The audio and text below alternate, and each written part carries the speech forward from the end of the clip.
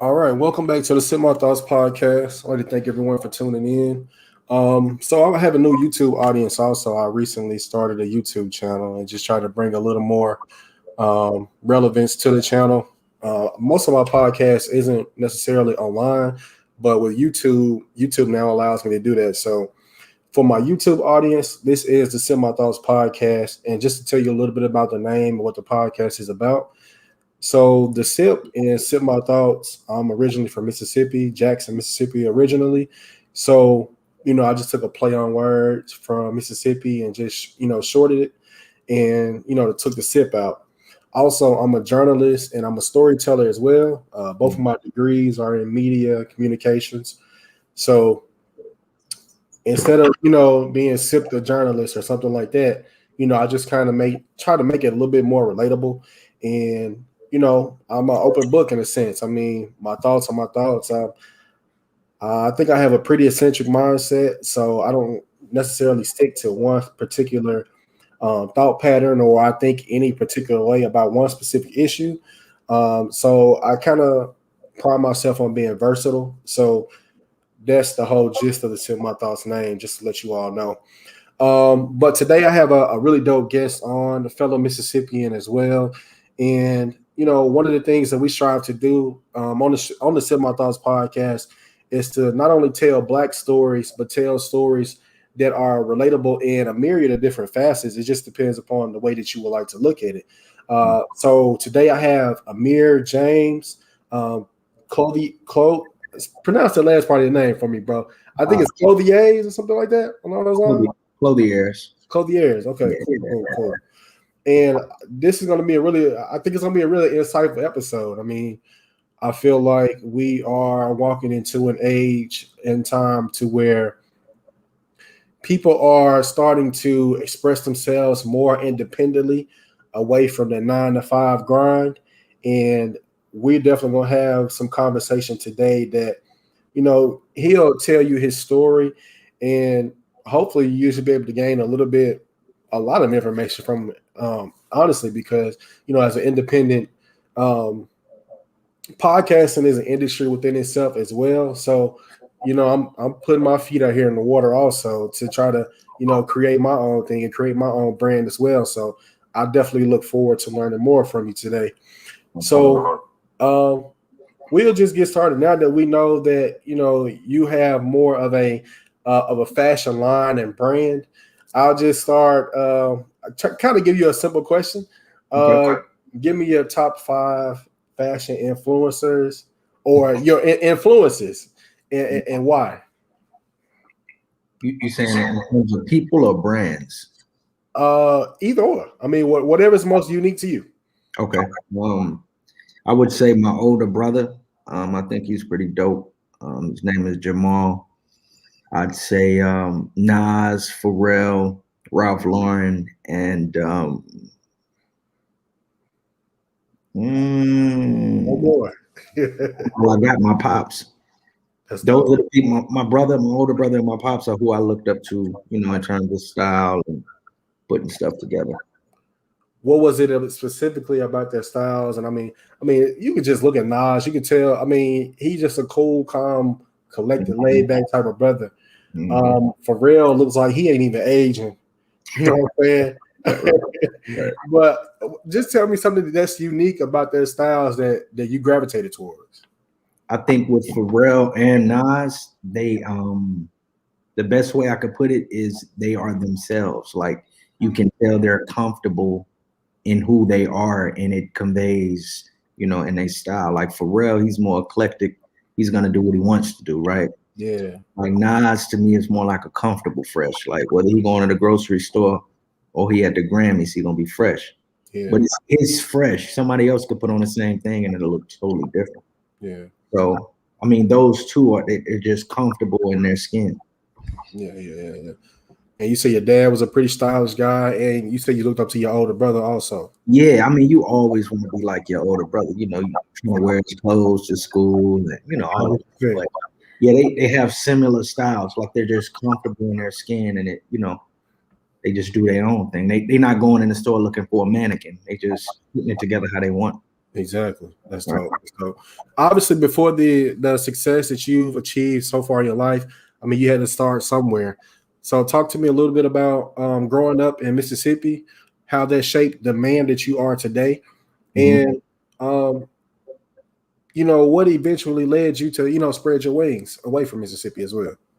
Oh man, Mississippi, a lot of love. You from Jackson, so you understand. It's a lot of love. There's For sure. most of my family is in Mississippi, between Mississippi and Chicago. So Hmm. Mississippi is very straightforward. You know what you're getting right off the bat. You know Absolutely. what I don't know how to explain it to anybody who's never been, but you know, once you're there, you know what it is. That's Right. the best way I could put it. Um, in terms of growing up, man, I had a beautiful upbringing. I didn't realize it then, but now I can see it. My mom had her own situation, and my dad had his own situation in terms of like clothing brand. My dad used to make homemade ties, not homemade, but like custom ties. Hmm. You know, they were handmade. Right. My mom and my grandmother had a clothing line together. So growing up, they would make all our clothes. My dad would make our, dress clothes, the ties and everything. But I didn't realize it. Just seeing that late nights, them putting in the work, getting everything together. Fast forward, I look at myself now, I'm like, damn, it's sort of like you're furthering their life or their passion. You know what I mean? Like you're an extension of what they didn't finish. Yeah. Yeah. Yeah. So that's just kind of crazy to think about that in retrospect. But I ended up leaving Mississippi at like 17. I ended up going to Tuskegee. So that took me on a whole nother journey, man. Yeah. That's cool because the HBCU experience is it's unlike any other that I feel like any other college student would have outside of attending a historically black college or university. I mean, Right. people who haven't been there, you can talk about it and you can experience it just based upon what you see on social media. But actually walking the grounds of these institutions, Mm-hmm. knowing that our ancestors walked these same grounds as well, these institutions were created strictly by us, for us. Like one of the dopest things that I learned about Tuglu, like one of the buildings, well, the primary building where I took the majority of my classes, like Martin Luther King Jr. slept in that building. Mm. Um, Langston Hughes, Tupac walked on our campus before. Like For sure. it's insane the type of history, Mhm. that our institution has. So I just think the historically black college um, experience is it's really one in itself. Like it just can't be quantified, no matter how much we discuss it. So I Yeah. think bro. I mean, imagine, I guess the best way I can put it, coming for a homecoming and actually going there is two totally different experiences. Absolutely. Standing in the financial aid line for hours because your loan ain't came through or your money, Yeah, that's a whole nother experience. Uh, definitely. HBCUs teach you a lot. It teaches you how to manage in real life. So by the Yeah. time you grow up and you in real life, you like, man, what I went through. You know what I mean? You know what I had to do. So I would suggest anybody, even if it's 4 years, just go to a HBCU. Mm-hmm. Family aspect of it. When you got 5,000 or less people, man, you have no choice but to know everybody. Absolutely. Absolutely. And then when you think about it, it creates, like you just said, with the example you use, coming back for a homecoming and, walking the grounds is an entirely different experience. Just imagine if the 4 years that you were there and when you come back for homecoming, it's even better than it was when you were on campus. That's the dope thing about it. Like, Now I don't know why that is, but that's exactly how it is. picture this, how you just said, like Tougaloo, Martin Luther King, Tupac, all of these people did this before you, but we're in real time. So someone will be speaking about you in that sense. You Absolutely. know what I mean? Absolutely. Like years later, they're gonna be like, yo, you remember? Yeah. That's the ill part. Very much so. Very Yeah. much so. Damn, I didn't think of it that way. For Mhm. sure. Um, So you saw your mom and dad, doing something along the same lines as far as clothing and things like that were concerned.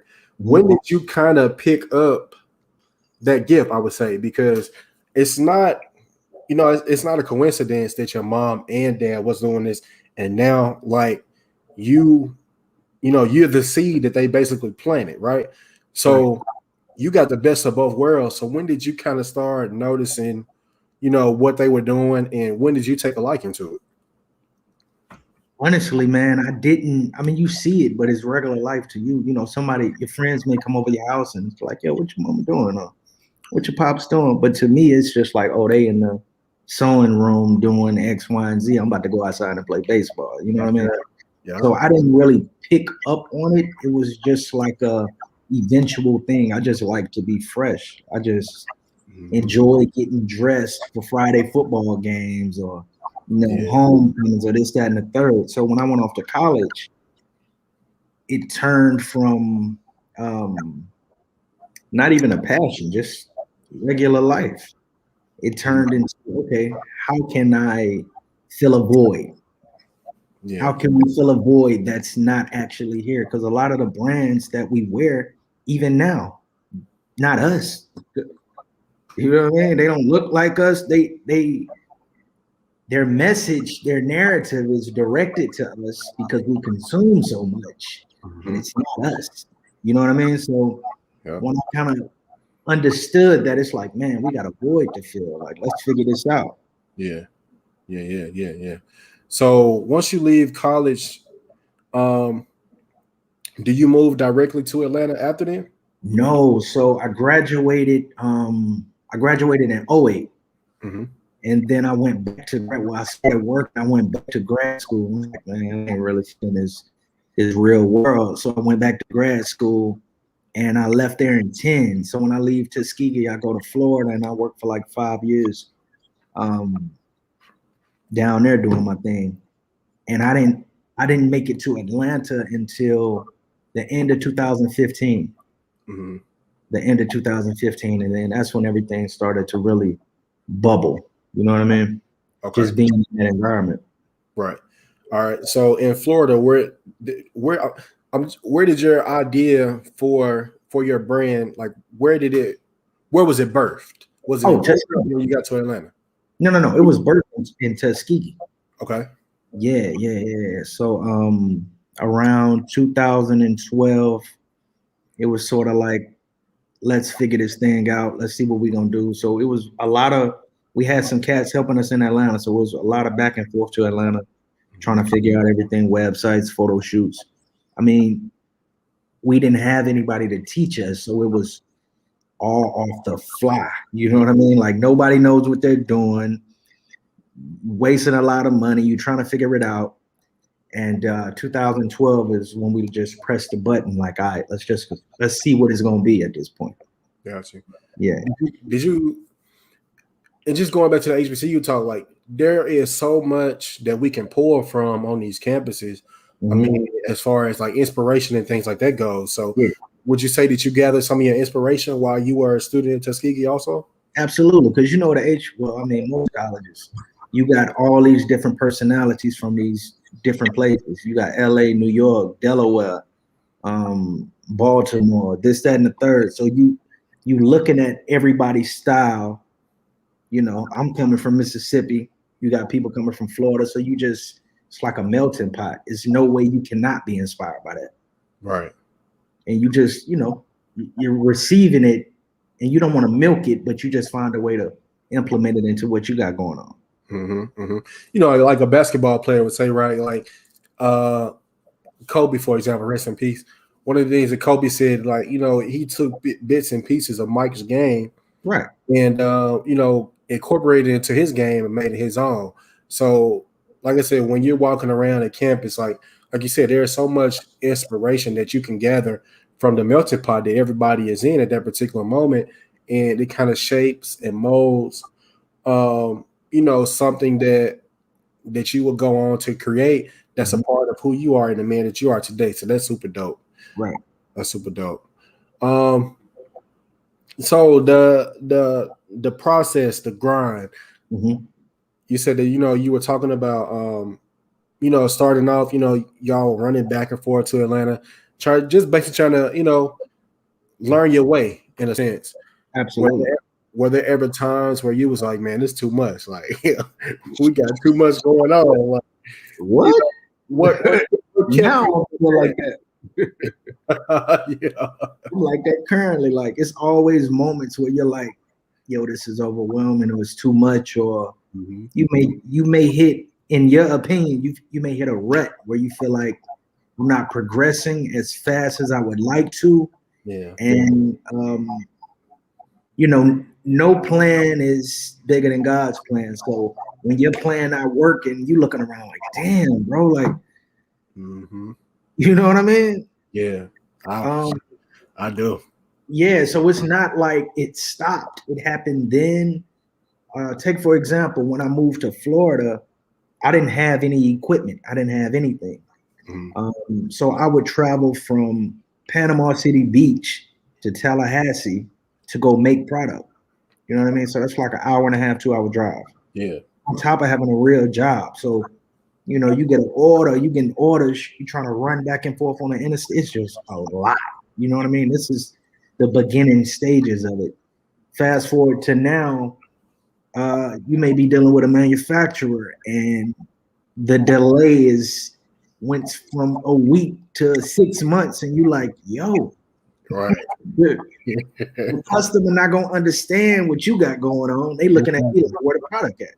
Exactly. So it's always, I don't think it will ever stop, but that's what keeps you afloat, because you look around and you see the alternative and it's like, I mean, you could stop, but you know what you're gonna be doing if you stop. Yeah. That's real. Yeah. It's almost like you don't have an option. That's real. Yeah. Especially when it's something that you're passionate about. Your passions won't allow you to quit. And I just think that's a part of not only your inner makeup, but like you said, what God has for you is for you. Like his plan is bigger than what you might be experiencing or thinking about at that particular moment. So that's pretty profound. Yeah, I would say not every time, but almost every time where I was in that space where I'm like, man, fuck this. I just don't got the time for this. It's too much. God just smacked me like, no, here you go. Figure it out. You know, and it's like, damn, where that blessing come from? Yeah. Yeah. How can you stop at that point? You know what I mean? Right. It's on you. So yeah. I feel that way about podcasting too. And I think my hang up or my dilemma is that, we're creatures of habit, and there's just certain things that we can't turn off, or there's certain things that we just can't look away from. Like negativity, I don't know what it is about negativity, but negativity just grabs our attention and pulls us in. And it's like it has a grasp on us that it won't let go. And I think it's a fact that because, it's either gossip or something bad is happening to somebody else, or there's some drama somebody else is experiencing, we're much more drawn to that instead of the positive stuff that people are doing. Like, it's like the positivity is always overlooked. And with a platform like mine, like I totally relate to what it is that you're just saying, because it's like my platform ain't for none of that. Like, you can get your negativity and, women fighting and dudes shooting and all the other type of stuff. You can get that somewhere else. But over here, like, I am specifically trying to tell our stories the best way that I possibly can. And even though I'm a journalist and I work for, one of the top publications at the moment, I also know that I'm just a number there. Absolutely. And I also know that, I have to do things like this in order to further tell our stories, because if we don't tell our stories, who will? And if we keep allowing them to tell our stories, it's just going to be a point to where we're going to be constantly misunderstood. negative brushes being painted upon us and things like that. And those are things that we can't control unless it's us taking a hold of the narrative and, putting ourselves to the forefront and letting people know that we're more than what they just show us on TV about us. You know what I'm saying? So, bro, listen, I know exactly what you're saying. And the reason why I think the negativity has such a grasp is because it's more entertaining. Yes. You feel me? Like people want to be entertained all day long. Yeah. Positivity makes you be still and receive it. You have to be in a space to receive positivity. Negativity, it comes so often. It's, you can log on IG. Depending on what your feed look like, you might be entertained for a whole hour. You feel me? You got to stop and read that positive post. You got to stop and look at that and make a conscious effort to hit that like button. You know what I mean? And most times people gonna scroll past that. Absolutely. It ain't entertaining. But that narrative, controlling the narrative, that's the entire point that I was saying fill a void, because like my mom would always tell me, if you don't got a plan, they got one for you. You know what I mean? If you have a plan for yourself, they got a plan for you. Believe that. And they wait on you to not have a plan, right? So we have to control our narratives. I got this hashtag that I always use. It says image is everything, right? And I got some pushback about it, and I'm like, just understand this. When you cut on your television, when you log online, what's your image? How are they painting you? You feel me? Is that a representation of you? More than likely it's not. Right. They control the image, they control the narrative. So we got to get that back, bro. That's deep. We got to get it back, bro. Yeah, I would agree. I wholeheartedly agree with you, but I also think that we have to decide if we want the narrative back.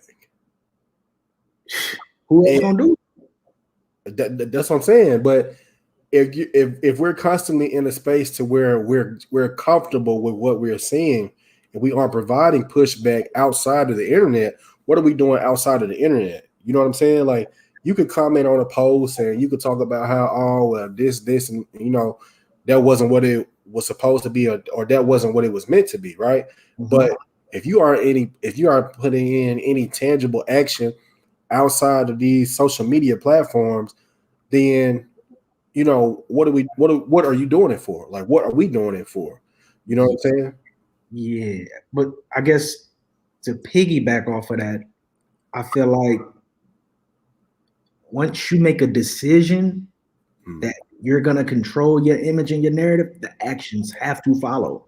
You know what I mean? They have to follow. It's no way you can make that decision and not have any action behind it. Like, minus the internet, this, that, and the third, just in regular life. You know what I mean? In your personal life inside your domain, like, when you make that decision, it'll follow. It has to. Yeah, I agree. And again, that's definitely my whole purpose for this platform, is to tell our stories and stuff like that. So I wholeheartedly agree with you from that vantage point. So from 2015 to now, so that's 6 years. The ups and the downs, obviously, that comes along with being a business owner. But is there anything else that you might have experienced that you didn't necessarily anticipate experiencing, either good or bad? That I didn't anticipate. So for example, right?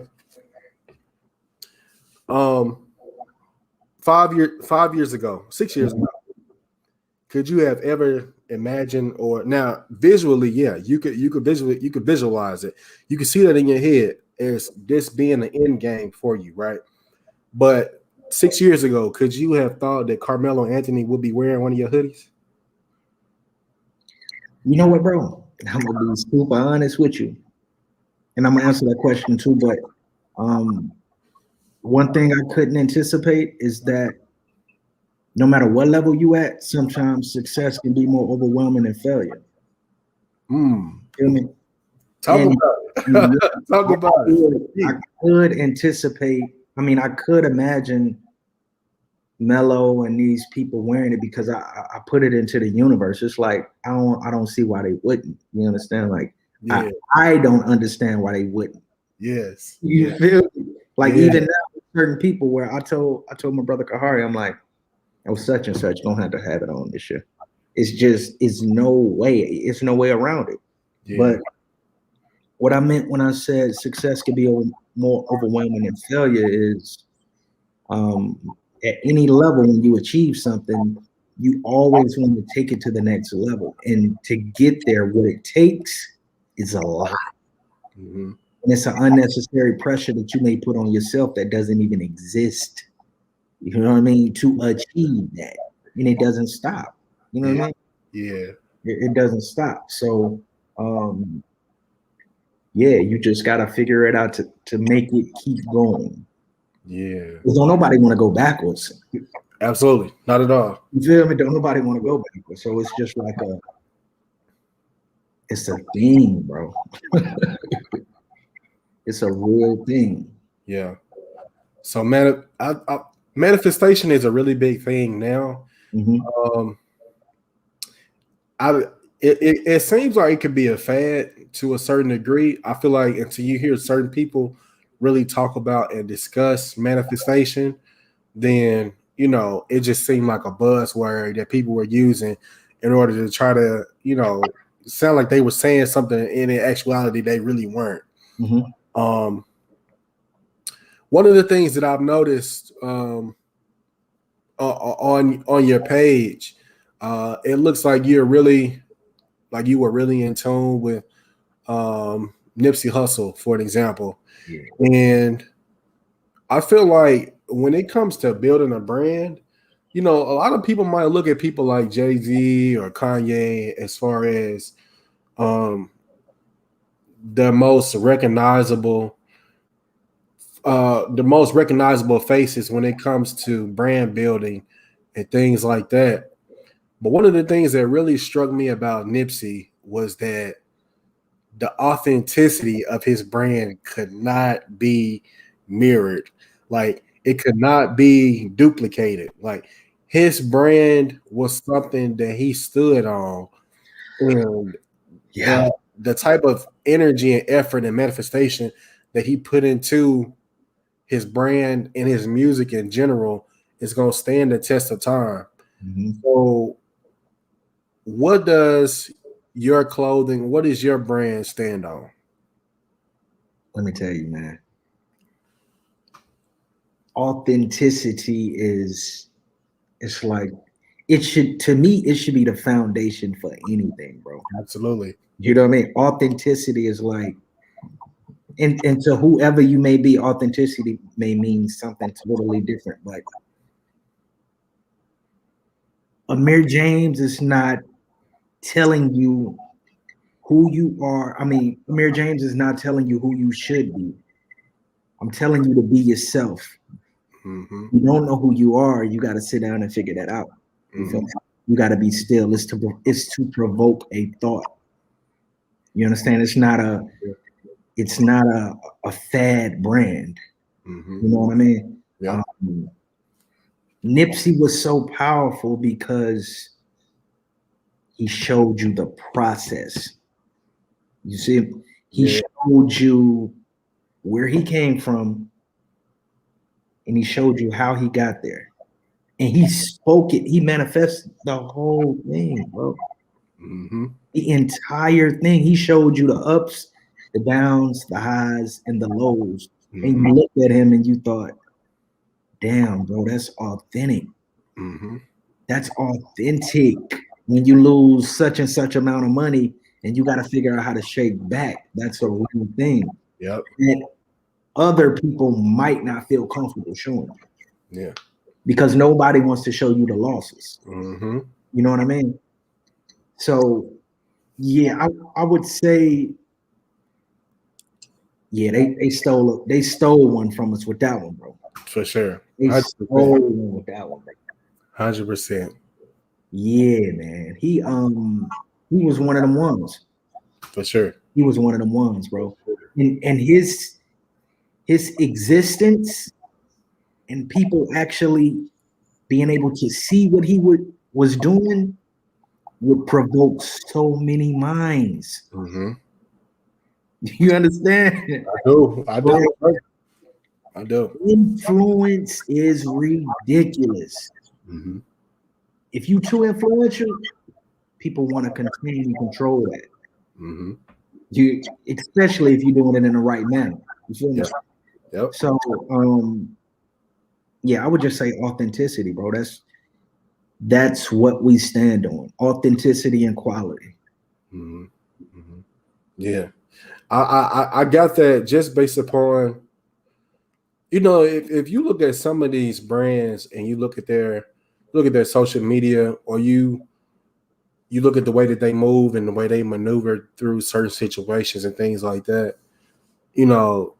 they're flashy, rambunctious. Like it's all the things that it's crazy because it's all the things that we as consumers want to be. And that's the crazy part about it. Like we just have this affinity for the flash, the bravado. Mm-hmm. So when it comes to tailoring marketing messages, to their specific target audience, which is 9 times out of 10 us, that's the basis of their advertising towards us. Mm-hmm. Fly, flashy, and all that type of stuff. But one of the things that I get when I check out your page doesn't exude any of that. Mm-hmm. Like there's nothing fly, not fly. There's nothing flashy about your marketing tactics and efforts. There's none of that, and it has a certain home type of vibe to it. You know what I'm saying? Like a trustworthiness to it. Like, so Thank you. was that something that you were going for, or does that just go back to the authenticity? I'm gonna be honest with you. It's a gift and a curse. Because I think that's me as a person. I'm not a flashy person by no means. You know what I mean? It kind of is what it is. I'm giving it to you how I would love to see it. Right. So it's the gift and the curse, because people want to be entertained. People want to, I'm not sure people are as familiar receiving it that way. I'll say that. Mm-hmm. So I don't know. I can't tell inside the bubble how that comes across, but I'm just giving it to you the way I want it to be viewed, or the way I would receive it. Yeah. Yeah, but I'm not flashy by no means. Yeah. It's just me coming off in the brand. That's it. Right. And like I said, it's interesting because there is a certain mysteriousness to the brand, but you are clearly doing something right to where people are identifying with what it is that you're doing. So I'm not asking for your sauce specifically, but I don't know many other brands that I've seen where that type of marketing just clicks with people like that, and they catch on to it and they want to support. So what's the secret to how you're doing it? I honestly don't know. It's Yeah, that's cool. I don't know the secret. It's like I said, even the mystique part, I think that's just me as a person. Like I'm not gonna be loud, and that's just not me, bro. You know what I mean? At all. So the best way I could put it is, if you give someone everything, what do you have left for yourself? Yeah. You know what I mean? If I give you everything, what do I have? Yeah. So even with the brand, it's not a, you know, when you coming up, and when I was coming up, it's like a lifestyle brand. Like this is a lifestyle brand, but it's like, nah, I'm not telling you how to live, bro. I'm not doing that. I'm just telling you, I'm recommending that you be yourself. All And right. if you know who you are, figure it out. Be Yeah. still for a moment and figure it out. And it's a journey. I'm figuring out who I am every day. Mhm. But hopefully that's how it comes across. I'm not always sure. But it's like when people wear the gods, it's like I never told nobody, oh, God, this hoodie means this or this hoodie means that. Everybody perceives that in their own personal way, bro. And Yeah. I'm okay with that. Yeah. You know what I mean? Because when you start getting into that, it's like, no, it don't. It's like, hey, it could to you. It could mean that to you, bro. Right. Yeah. Right. You know what I'm saying? I'm not trying to tell you anything. Yeah. I'm just provoking your thought. Yeah. Yeah. Somebody could ask your homie could tell you for a whole month, bro, let's go work out. Let's go work out. Mm-hmm. And you like, bro, I don't feel like it, bro. I'm gonna do it. By week 3, when you see him again and you see a little progress, you might tap his shoulder like, yo, what workout should be doing when you go to the gym? Yeah. You know what I'm saying? Like, Yeah. just keep the progress. I'm not trying to do anything. Yeah. So That's dope. That's dope, man. And again, you know what's crazy? I know I keep, harping on this, but like I said, you don't see that type of marketing typically work for people and work in a way to where you're getting national notoriety from, these celebrities and things like that who are wearing your brand. And like I said, authenticity means a lot, even outside of brand building. Like you said, authenticity means something in the day-to-day walk of who you are as an individual as well. mm-hmm. And then it's like a trickle-down effect. Mm-hmm. If you're handling one particular portion of your life in a thorough way, then 9 times out of 10, it's going to trickle down to the other, aspects of your life as well in order to create what you were looking for when you weren't even necessarily looking for it in the first place. Exactly. It's just what authenticity is. And that's why I really kind of admired the way that Nip went about his whole stance, because it wasn't flashy. Like, it wasn't fly. I mean, well, it was fly, but it wasn't just like, it wasn't thrown in your face. Like, it wasn't force it upon you. Exactly.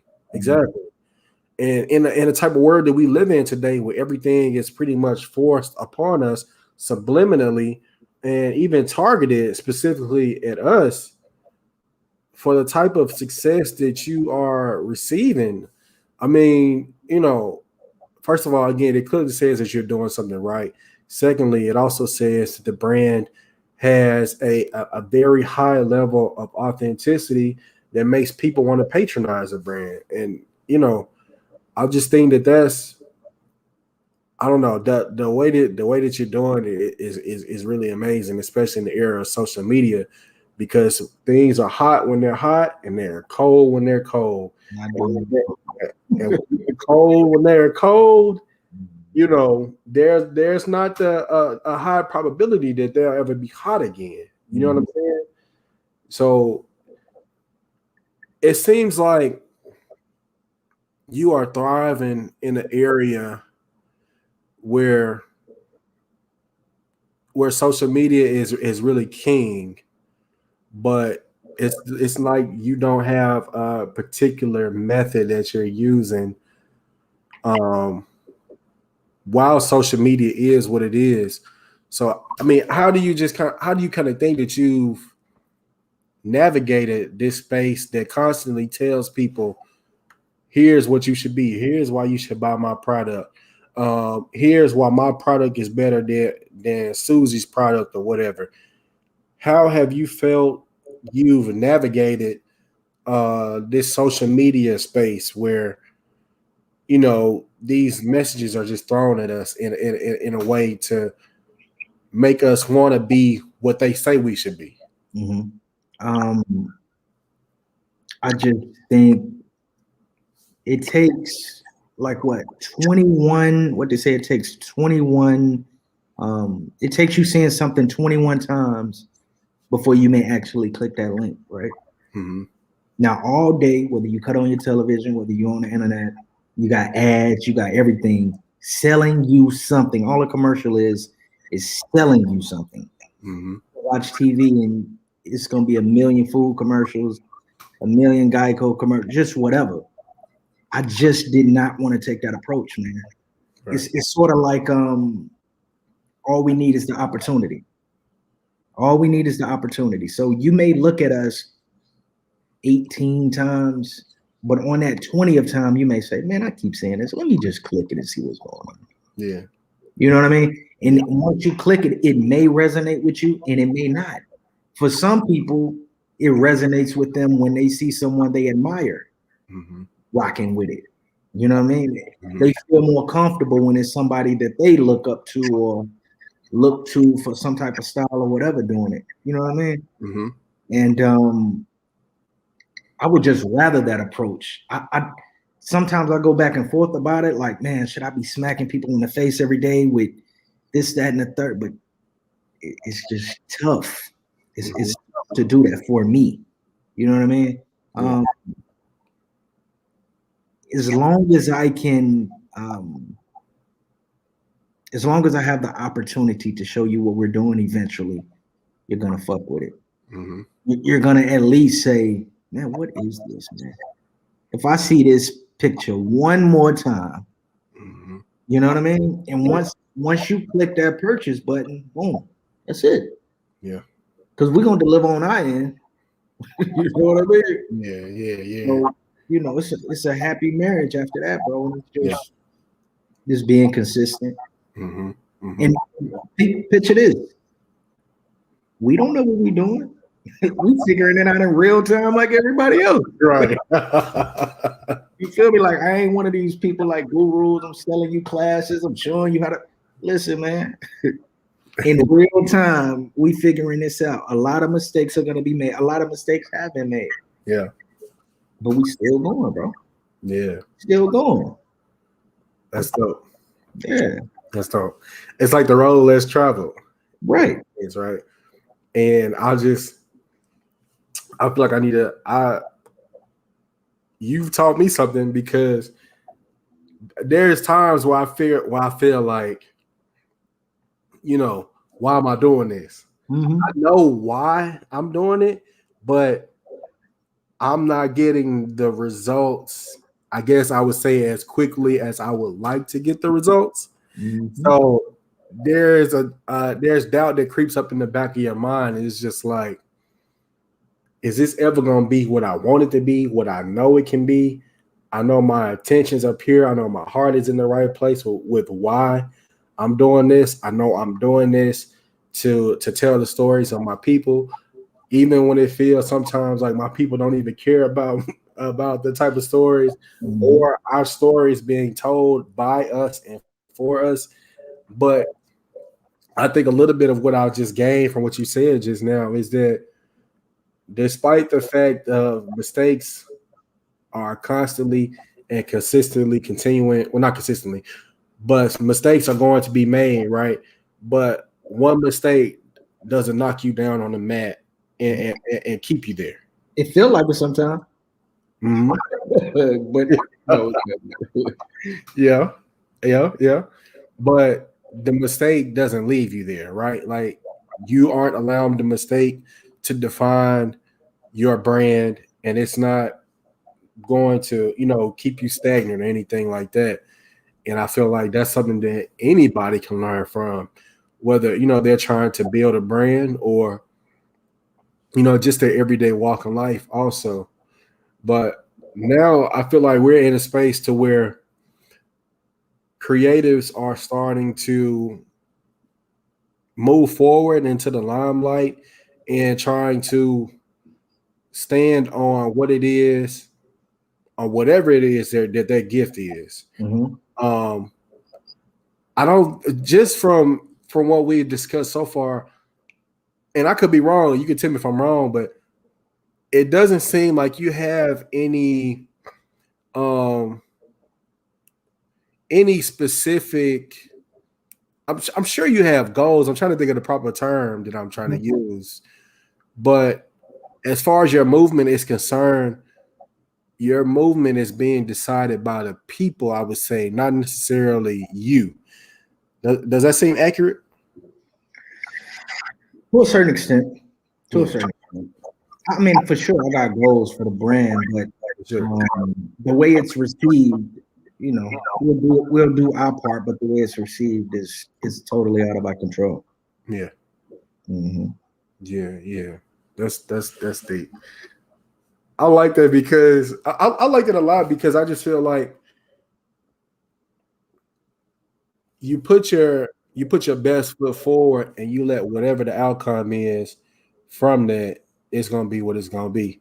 Can't control exactly. People gonna continue to gravitate to it or they aren't.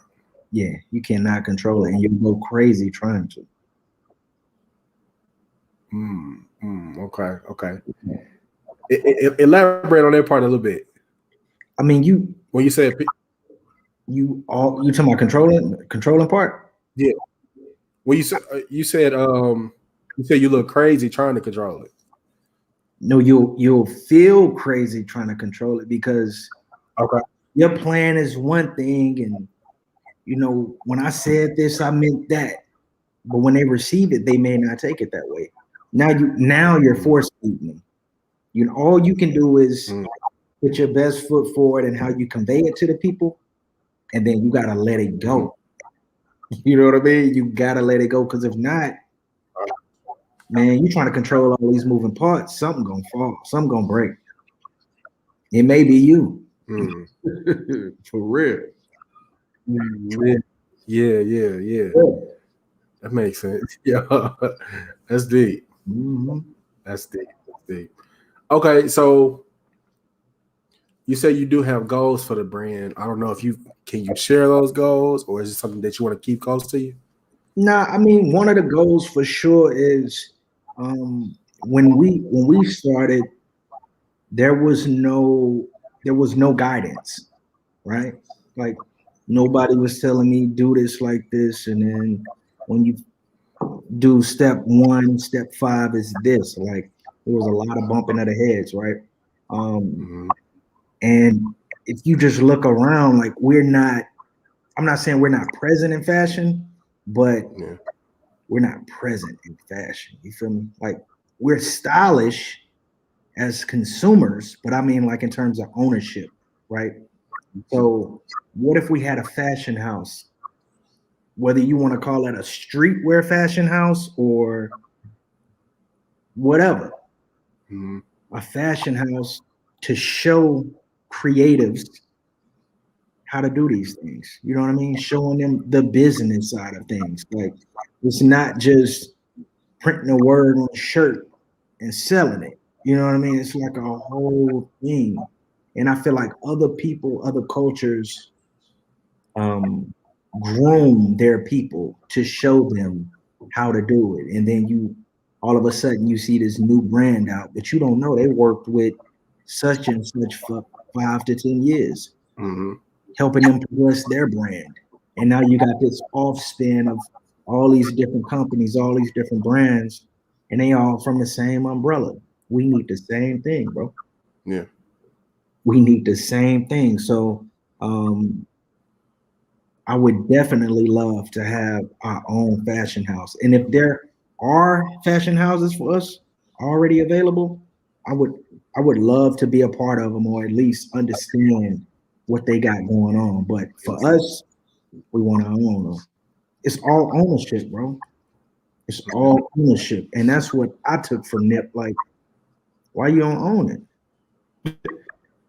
Like you said, you work for a top publication, but if you go outside their narrative, they're going to make you feel it. You know? Yeah. So if you want to write your own narrative, if you want to do what you want to do, you got to own it. That's the only way around it. So that's what we pushing. Yeah. That's dope. Another thing I wanted to ask you, I forgot to mention this earlier, but Mississippi is going through a spate where, to be honest, I feel like Mississippi has been going through this even since I was a child growing up there. But even now, like Mississippi is continuing to lose people because of how oppressive it feels being Mhm. there. Mhm.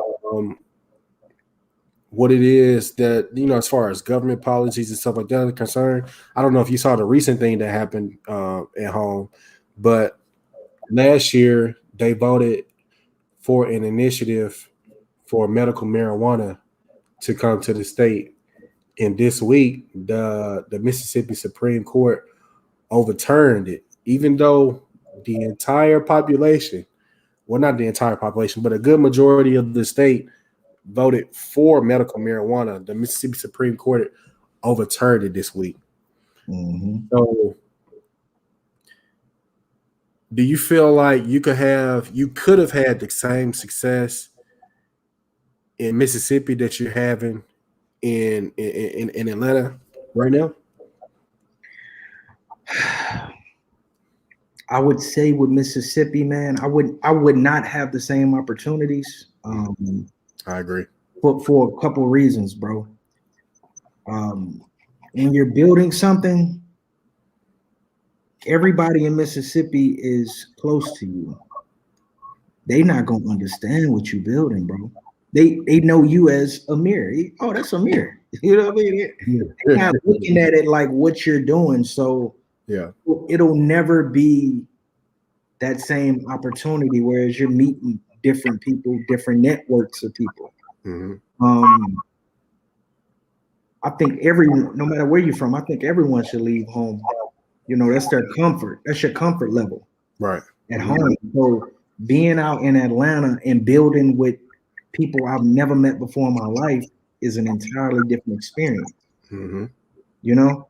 Yep. So once you got it built, yeah, I can go back home and pass the baton. Like, yo, here's how you do it, bro. Mm-hmm. It may you may can do it in Mississippi, but it'll take a little bit longer Right. because the network of people is not there. And to speak to what you were saying about the medical marijuana, I mean, you know, like I do, Mississippi is a very traditional place, Yeah. right? Absolutely.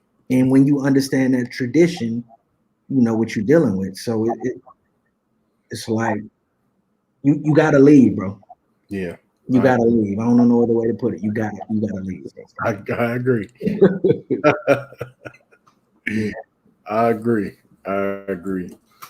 So, is the brand specifically what you do every day on a day-to-day basis, or do you have a 9 to 5 also? Oh no, I got a 9 to 5 as well, man. Okay. So, Yeah. it's I live a 24-hour work life. Right. You know what I mean? You get off work and you get back to work. Yeah. It's a never-ending process. Yeah. Yeah, it's a real thing.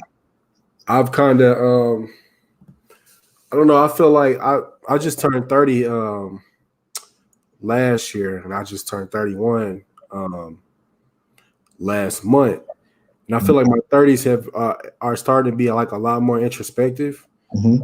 I feel like I think I just kind of realized and figured out the 9 to 5 lifestyle isn't really for me. Mm-hmm. So outside of that, obviously this podcast and other things that I'm doing, I am actively looking and grinding and working to find ways to escape what I call the rabbit wheel. And I feel like it's a rabbit wheel. The 9 to 5 is a rabbit wheel. I'm just thinking, bro, like there has to be more to life than working Monday through Friday and feeling good about having 2 days that supposedly be to yourself. But as entrepreneurs and creatives, you are still using those 2 days to continue to build upon your dream as well. You know what I'm saying? Right. So do you think, or do you want to at some point, do you feel like, everything that you're doing right now, obviously it's for a bigger purpose, but with you moving is moving away from the 9 to 5 lifestyle a goal of yours also? Absolutely. I think there's nothing wrong with having a 9 to 5. You know what I mean? But to me, that's for me. It's like my mom always told me, you don't got a plan, they got one for you. You know what I mean? Yeah. So sometimes 9 to 5 can be someone else's plan for you. Mm-hmm. So having your own situation outside of that can sometimes be a bit of relief.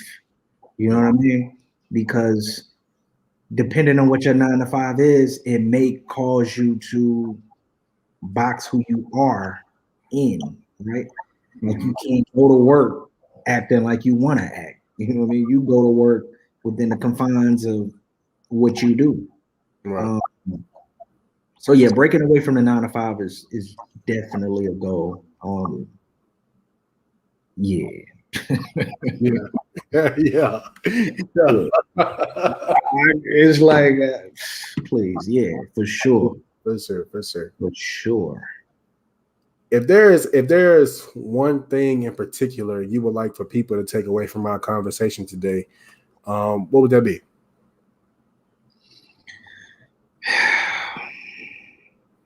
I'm saying it, but I'm talking to myself.